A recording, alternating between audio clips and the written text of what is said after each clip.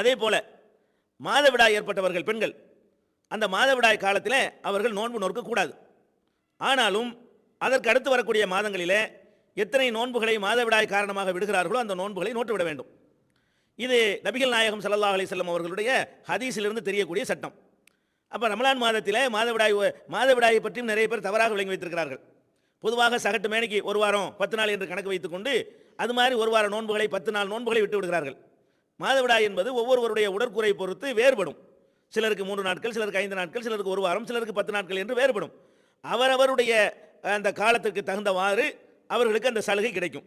எனவே எத்தனை நாட்கள் மாதவிடாய் வருகிறதோ அந்த காலத்திலே நோன்பை விட்டுவிட்டு பிறகு அந்த நோன்பை நாம் கலா செய்துவிட வேண்டும்.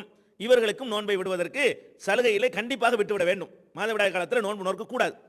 இதே மாதிரி கர்ப்பிணி பெண்களாக இருக்கக்கூடியவர்களும் குழந்தைகளுக்கு பாலூட்டக்கூடிய பெண்களும் அதனால் குழந்தையுடைய ஆரோக்கியத்திற்கோ உயிருக்கோ பாதிப்பு ஏற்படும் என்று இருந்தால் அவர்களும் நோன்பை விட்டுவிட்டு பிறகு நோற்றுக்கொள்ளலாம்.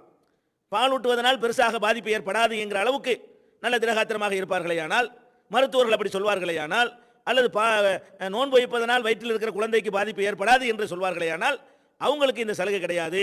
அதனால் ஒரு பாதகமோ டயர்டோ ஒரு பிரச்சனை ஏற்படும் என்று இருந்தால் அவர்களும் பிறகு அந்த நோன்பை நோற்றுக்கொள்ளலாம். இப்படி இவர்களுக்கு எல்லாம் நோன்பு காலங்கள் ரமலான் மாதத்தில் அந்த நோன்பை விட்டுவிட்டு ரமலானுக்கு பிறகு அந்த நோன்புகளை நோற்றுக்கொள்வதற்கு அனுமதி இருக்கிறது.